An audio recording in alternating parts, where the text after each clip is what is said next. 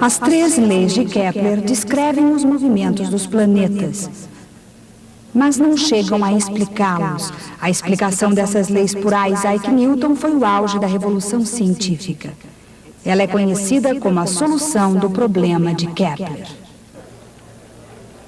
Permita-me lembrar uma história que já ouvimos muitas vezes.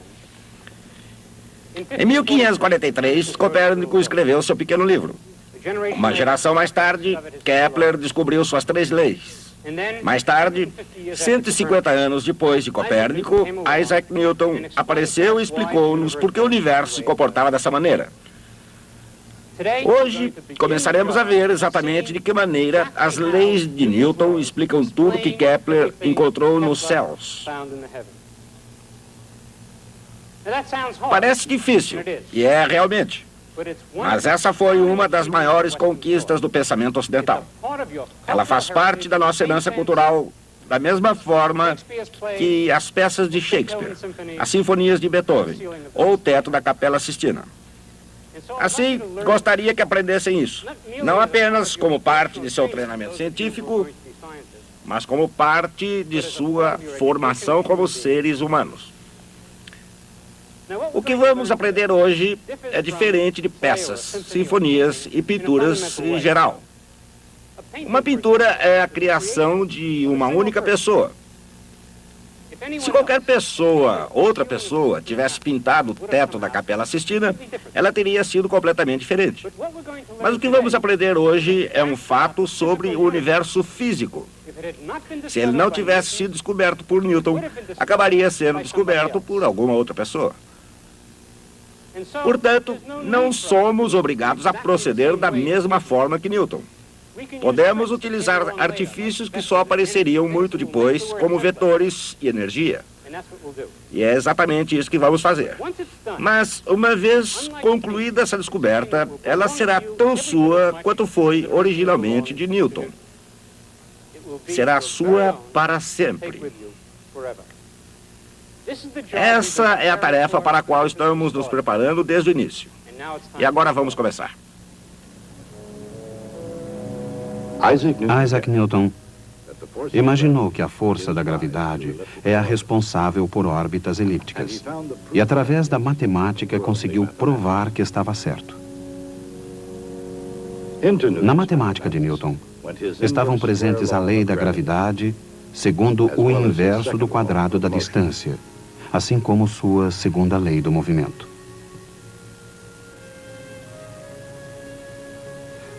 O resultado foi uma equação diferencial para a órbita. Sua solução algébrica fornece não apenas a equação de uma elipse,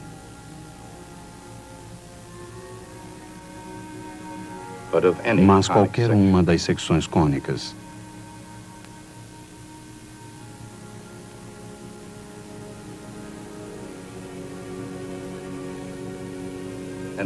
Essa visão, essa gigantesca perspicácia de Isaac Newton, ficaria entre as maiores conquistas da cultura ocidental. Ela foi, por legítimo direito, o equivalente matemático ao teto da Capela Sistina, pintado por Michelangelo, a coroa gloriosa do Renascimento. As figuras de Michelangelo parecem estar em constante movimento, jamais em repouso. Graças a essa virtude, Michelangelo, assim como Copérnico, parece glorificar os eternos movimentos da Terra e de todas as suas criaturas.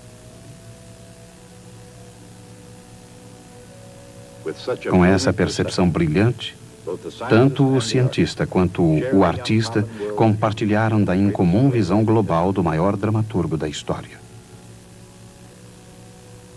Ao criar seu mundo extraordinário, onde teria William Shakespeare colocado o sol? Mas silêncio. Que luz brilha através daquela janela? É o nascente e Julieta é o sol. Surge elegante sol e mate a invejosa lua. Shakespeare viveu na época de Galileu e Kepler. Como eles, trabalhou sob a influência dos céus e muitas vezes utilizou referências celestes. Falam seus olhos, vou responder-lhes. Sou muito atrevido. Ela não está falando comigo. Duas das mais resplandecentes estrelas do céu, porque tinham algo a fazer, suplicaram aos olhos dela que brilhassem em suas esferas até que pudessem voltar. Que aconteceria se os olhos dela estivessem no firmamento e as estrelas em sua cabeça? O fulgor de suas faces envergonharia aquelas estrelas como a luz do dia de uma lâmpada. É claro que Shakespeare não foi o único gênio criativo a fazer uma forte ligação entre as artes e as ciências. Encontrando inspiração nas estrelas para compor a Ode à Alegria, Ludwig van Beethoven exaltou em música o firmamento celeste.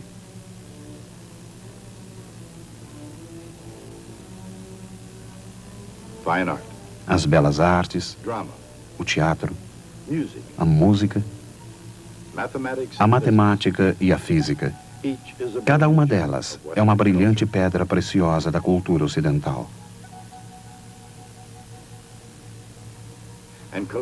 Juntas, representam as joias da coroa das realizações ocidentais.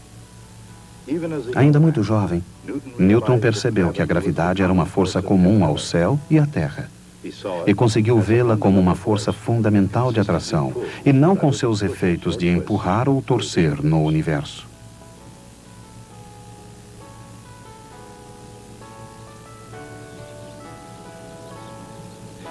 Anos depois, com isso em mente, Isaac Newton pôde avaliar completamente o significado das leis de Kepler do movimento planetário. A torção ou torque não podem ser aplicados pela gravidade.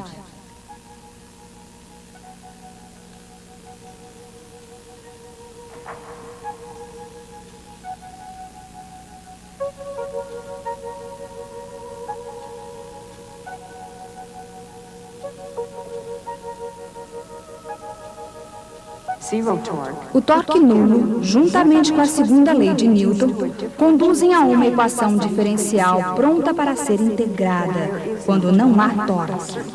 Uma certa quantidade, mr vetorial v, é constante. Essa quantidade é chamada momento angular.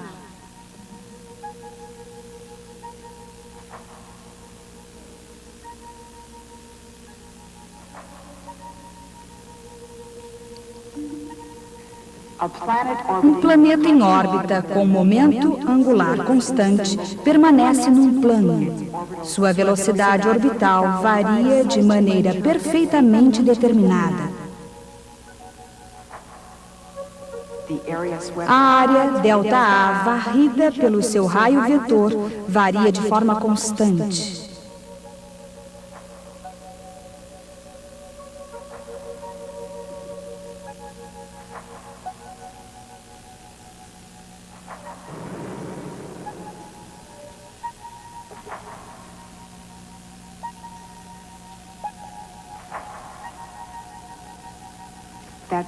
Essa é a segunda lei de Kepler.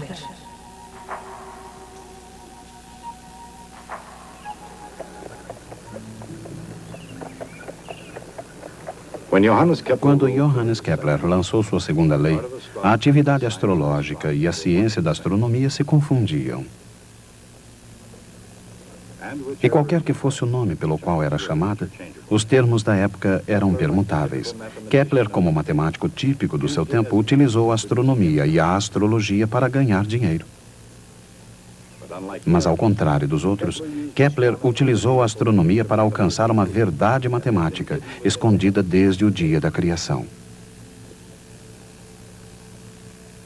Ao mesmo tempo, com sua interpretação poética da astronomia, Shakespeare buscou uma equação universal, capaz de explicar as complexas ações e as complicadas emoções dos homens e das mulheres. E assim como Isaac Newton, suas observações influenciariam a maneira de o homem perceber a realidade. Seus métodos diferem. Newton dificilmente ficaria famoso pelo seu senso de humor.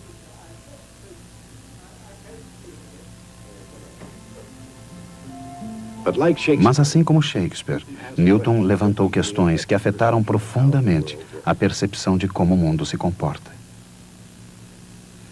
A descoberta de Newton de que as órbitas de todos os objetos celestes obedecem à equação das secções cônicas começou com uma pergunta.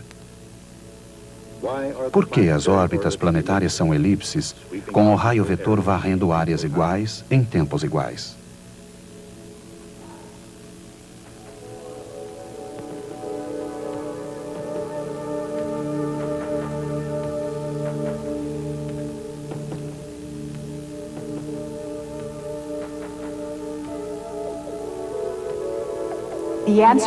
A resposta é encontrada mais facilmente usando-se coordenadas polares, onde a velocidade de variação da área é igual a meio r ao quadrado d θ dt. Em termos de momento angular, o resultado é uma equação diferencial que se aplica a todos os objetos que se movem sob a ação de uma força central, incluindo os planetas que se movem em órbitas elípticas sob a força da lei da gravitação universal de Newton.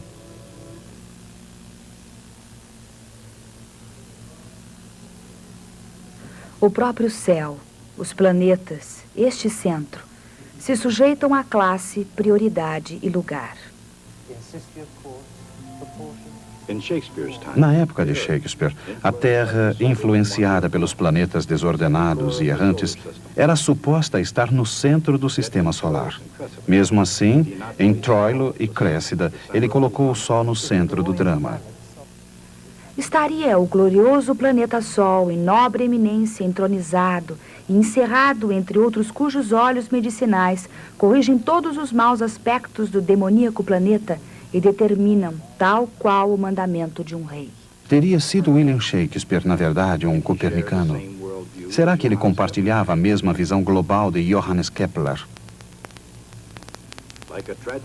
Como um personagem trágico do drama elisabetano, Kepler percorreu uma trajetória de experiências cruéis e irônicas, contemplando a perfeita harmonia nos céus e vivenciando a total discórdia na Terra.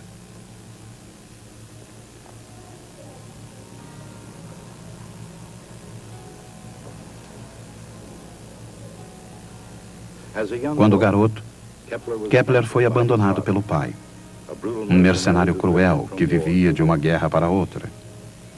Kepler foi mandado para um seminário protestante numa província alemã. Era uma vida espartana, com intermináveis horas de estudo e oração. Kepler era um rapaz frágil e doente que praticamente não tinha amigos e era muito independente. A mãe de Kepler era uma mulher muito excêntrica, obcecada pela astrologia e pelas ciências ocultas. Uma de suas tias foi queimada na fogueira. À medida em que progredia seu estudo religioso, ele passou a se desesperar com a possibilidade da salvação e a sentir-se cada vez mais culpado com o fascínio de sua mãe pelas ciências ocultas. Mais tarde, já pai de família, ele perderia a primeira mulher e 7 dos 11 filhos. Uma vítima errante da Guerra dos 30 anos, Kepler levou sua dor de cidade em cidade, buscando um porto onde pudesse se refugiar da violenta tempestade. Tempestade que se abateu sobre os últimos 12 anos da sua vida. A situação podia, naturalmente, ter sido ainda pior. E logo seria.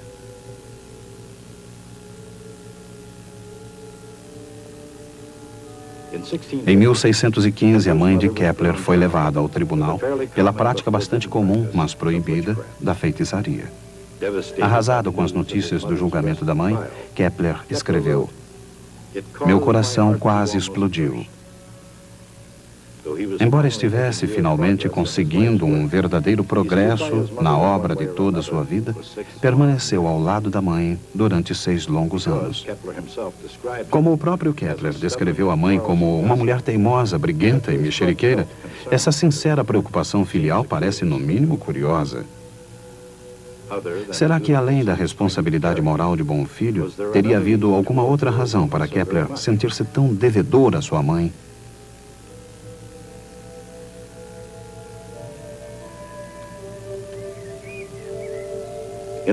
No relato de sua infância, uma crônica sombria de miséria, Kepler registra apenas um momento feliz. Quando tinha 5 anos, uma criança curiosa e facilmente impressionável, sua mãe o levou numa noite ao topo de uma colina próxima e juntos viram um cometa. As razões que levariam Kepler a realizar grandes feitos continuam sendo motivo de especulação, mas os feitos propriamente ditos permanecem indeléveis. Embora seja provável que William Shakespeare não tenha prestado muita atenção à matemática que reflete a terceira lei de Kepler, ele certamente teria achado irônico o título da sua obra, A Harmonia do Mundo. Apesar do sofrimento da mãe, da perda de um filho após outro, e do seu constante conflito entre fatos científicos e dogmas religiosos, nada conseguiu impedir Johannes Kepler de concluir a harmonia do mundo. Mas embora sua mente fosse capaz de cruzar as mais avançadas fronteiras do mundo da matemática, Kepler jamais compreendeu plenamente o alcance da sua obra. Na fase final de suas peregrinações, ele quase descobriu o cálculo. Mas isso só seria conseguido por Leibniz e Newton. Kepler também chegou perto da lei de gravitação universal. Mas isso fazia parte do destino de Isaac Newton somente. Newton não só descobriu a lei de gravitação universal, mas com ela obteve como subproduto a solução do problema de Kepler. Com sua lei da gravitação, Isaac Newton abriu as portas das quais Kepler estivera próximo durante toda a vida e cruzou o limiar que o levaria até os segredos do céu.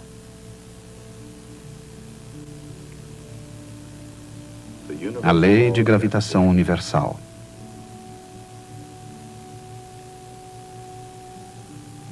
A segunda lei do movimento.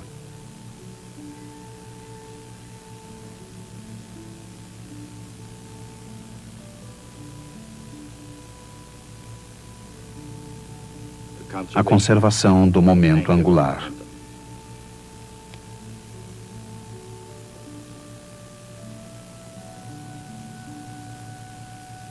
Vetores que se cruzam como os amantes infelizes de Shakespeare.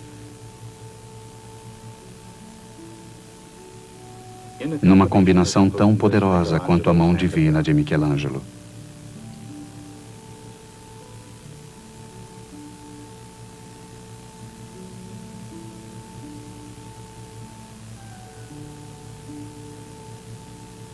Produzindo um balé de vetores tão animado quanto uma sinfonia de Beethoven.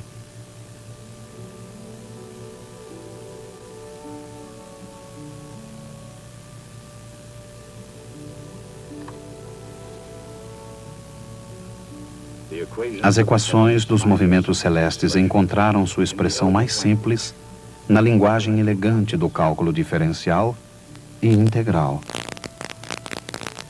E esse, às vezes, deixando dúvidas sobre a constante aditiva.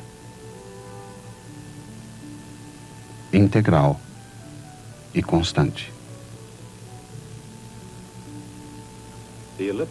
As elipses celestes se mostram como uma generalização das circunferências perfeitas definidas na geometria básica.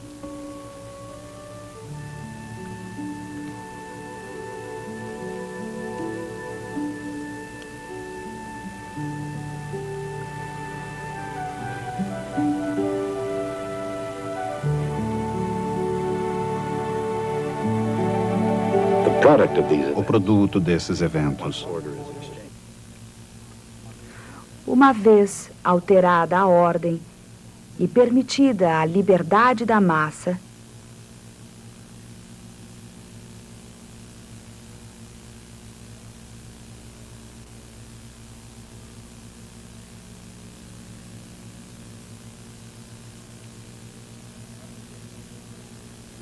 lembra uma velha amiga. Uma curva de aspecto familiar.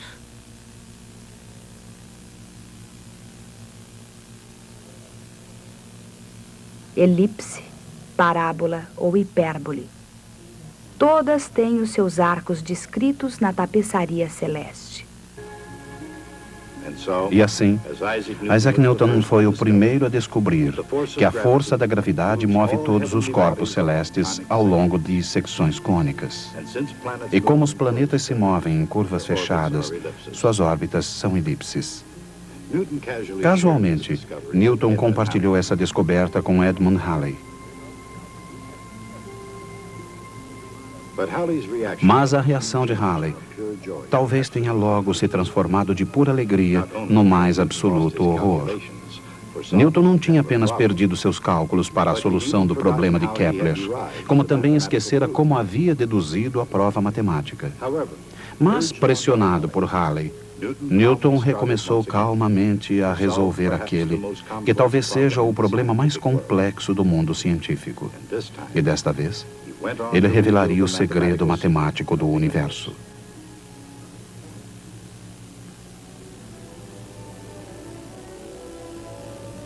Considerando coisas tão belas como o diálogo de Shakespeare, o fraseado de Beethoven, as pinceladas de Michelangelo e as manifestações do gênio de Newton e Kepler, parece cada vez mais claro que as grandes artes e ciências perduram não apenas pela sua elegância, mas também pela sua verdade. Johannes Kepler viveu na mesma época de William Shakespeare, da rainha Elizabeth I, de Mary, a rainha da Escócia, e naturalmente de Galileu. Ao que se saiba, nenhum deles jamais se encontrou com o outro. Mas Kepler e Galileu certamente sabiam da existência um do outro, tendo mesmo trocado algumas cartas. Gostaria de ler um trecho de algumas dessas cartas. A primeira foi escrita em 1597. Kepler enviara para Galileu um exemplar de um livro que havia escrito. E, apesar do correio, ele o recebeu. Essa foi a resposta de Galileu. Algumas horas, meu erudito doutor, recebi o seu livro. Congratulo-me com você por contar com um companheiro no estudo da verdade. E para Galileu, a verdade significava o sistema copernicano do mundo. Ele ainda não admitira que acreditava nesse sistema. De fato, em outro trecho da carta, ele diz: tenho andado amedrontado com o destino de Copérnico, nosso professor, que, embora tenha adquirido fama imortal aos olhos de alguns, é, ao mesmo tempo, alvo do ridículo e do riso de muitos outros.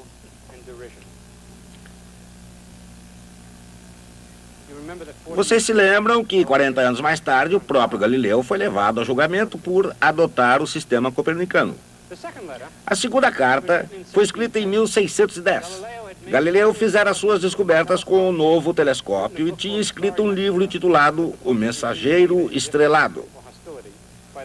Mas o livro foi recebido com indiferença ou hostilidade. Enviou um exemplar para Kepler e ficou aguardando ansiosamente sua resposta. Kepler respondeu com sua generosidade característica. Galileu escreveu de volta: sou-lhe grato por ser o primeiro a demonstrar fé absoluta nas minhas afirmativas, o que não se surpreende tendo em vista a sua nobreza e seu gênio. Kepler perguntou a Galileu como ele poderia ver o céu através de um telescópio, como o que Galileu tinha construído. Galileu respondeu que também ele não tinha um telescópio. De fato, o meu é magnífico. É capaz de multiplicar as imagens mais de 1000 vezes, mas já não é meu. O Grão-Duque de Toscana me solicitou que o cedesse para ser guardado em seu tribunal, para que sua memória fosse preservada para sempre. Qualquer cientista hoje conhece bem os riscos e perigos de trabalhar sob patrocínio governamental. Kepler avistou-se pessoalmente com Tycho Brahe, e esse encontro mudou a história do mundo. Esses foram tempos difíceis. Em 1597, o patrono de Tycho, o rei Frederico, morreu. Seu sucessor, Cristiano IV, não suportava o astrônomo arrogante. Dentro de pouco tempo, Tycho foi obrigado a deixar a Dinamarca. Acabaria em Praga com o matemático imperial de Rudolf II, onde seu trabalho era fazer horóscopos. Enquanto isso, na Áustria, Kepler, nascido protestante, era expulso da cidade católica de Graz. Assim, no dia 1º de janeiro de 1600, ele partiu ao encontro de Tycho, em Praga. Imediatamente, os dois perceberam que não se suportavam. Ao mesmo tempo, não podiam viver um sem o outro. Tycho precisava do gênio matemático de Kepler para organizar suas observações. E Kepler necessitava dos dados de Tycho para produzir a cosmologia que era a missão de sua vida. Assim, por 18 meses tempestuosos, os dois permaneceram juntos, incapazes de escapar um do outro até a morte de Tycho em 1601. Mesmo assim, Kepler não foi capaz de dedicar toda a sua atenção à cosmologia que tanto desejava produzir, porque, antes de mais nada, ele tinha a responsabilidade de produzir este livro. Seu título é As Tabelas Rudolfianas, uma homenagem ao operador Rudolf, que cobriu as despesas. O livro de Kepler foi publicado em 1627, e a publicação, por Kepler, das observações de Tycho. Mesmo que Kepler jamais tivesse descoberto suas 3 leis, ele seria lembrado hoje porque esse livro tornou a astronomia 100 vezes mais precisa do que era até então. Até a próxima.